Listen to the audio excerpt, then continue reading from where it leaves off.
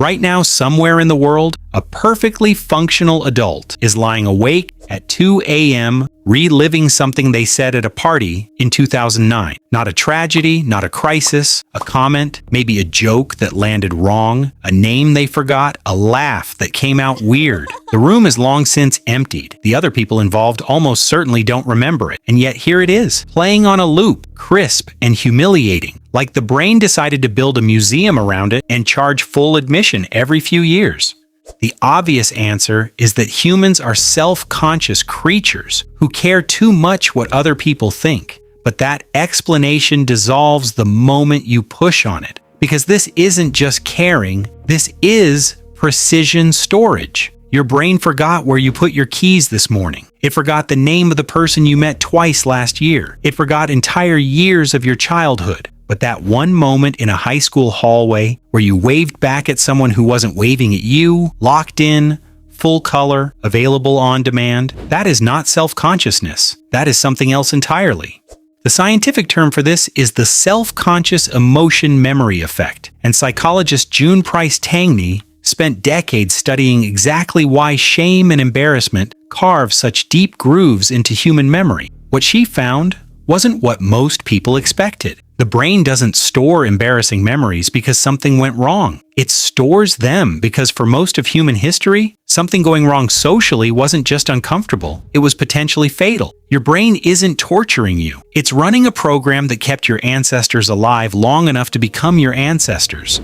To understand why, you have to understand what your brain actually is. It is not a rational processor built for modern life. It is a survival machine built for small groups. Bands of roughly 20 to 150 people, where every single relationship was a resource. Food sharing, protection, childcare, warmth in winter, all of it flowed through social bonds, and that meant your position inside the group wasn't just a matter of comfort or status. It determined whether you ate, whether someone warned you when the predator was close, whether anyone helped when you were injured. Social standing for most of human history was not separable from survival. They were the same thing. Picture this. You were standing at the edge of a camp, somewhere in what is now East Africa, roughly 50,000 years ago. You said something yesterday. Maybe you challenged the wrong person. Maybe you misjudged how a joke would land. Maybe you took slightly more than your share without realizing anyone was watching. The camp is quiet this morning, but something has shifted. Eyes move away a fraction too fast when you look up. The group that was sitting together yesterday has rearranged itself, and the gap they left is exactly where you would have sat. Nothing has been said. Nothing needs to be said. You already know. That feeling, that specific nauseating awareness that you have slipped in someone's estimation, is one of the oldest alarm systems in the human brain. Neuroscientist John DeSadie at the University of Chicago found that social pain activates many of the same neural regions as physical pain. Not metaphorically, literally the same circuits. Your brain does not meaningfully distinguish between a broken bone and being laughed at in front of people who matter to you. Both register as damage. Both demand a response. Because for most of human history, both carried roughly the same survival risk. So why store it? Why replay it? Because the replay is the repair. Every time your brain runs that memory, the wrong joke, the missed wave, the laugh that came out weird, it is running a simulation. It is asking, what went wrong? Who saw it?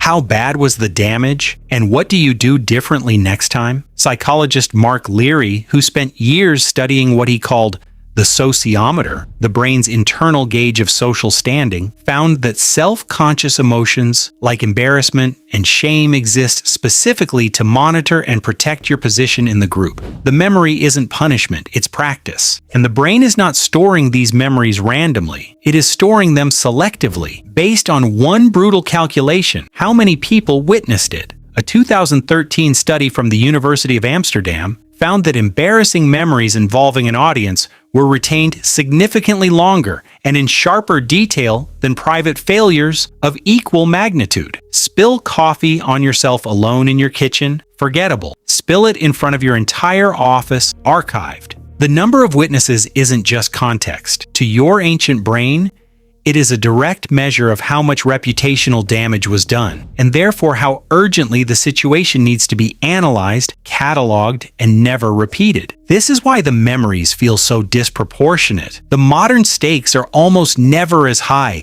as the emotional response suggests. Nobody is going to exile you from the tribe because your voice cracked during a presentation. Nobody is withdrawing food and protection because you forgot someone's name at a work function. But your brain doesn't know that. It is running 50,000-year-old software on a 2024 problem, and the software was never designed to distinguish between mildly awkward moment at a dinner party and catastrophic social failure that could get you pushed to the edge of the group. To the ancient circuitry, awkward and catastrophic feel identical, so it treats them identically. University of New Hampshire, who spent years studying how humans encode emotionally charged events, found that what the brain preserves most faithfully in social memories isn't what happened. It's how exposed you felt, the vulnerability, the sudden awareness of being seen in a way you didn't choose. That part, the brain locks in with extraordinary precision because that sensation, that specific alarm, is exactly the signal it was built to never ignore. That instinct never left. But here is the stranger part.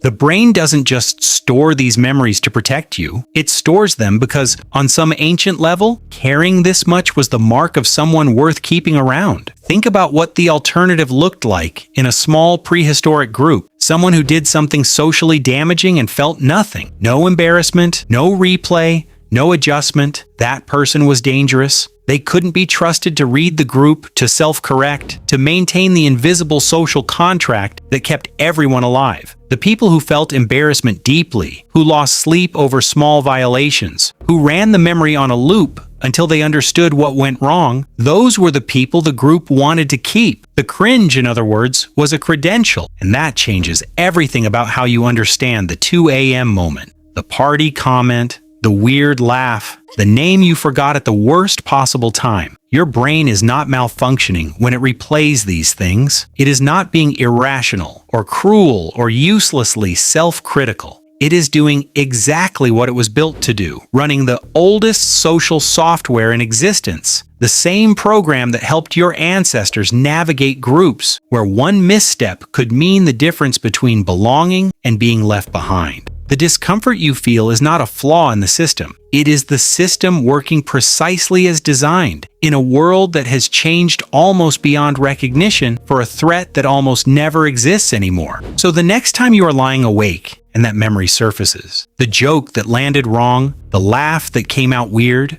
the moment you were seen in a way you didn't choose, you are not alone in that room. Every human who has ever lived has run this same loop. Your ancestors ran it huddled around fires, replaying the day's social missteps, while the darkness pressed in from every direction. They felt exactly what you feel, that specific, nauseating, oddly precise discomfort.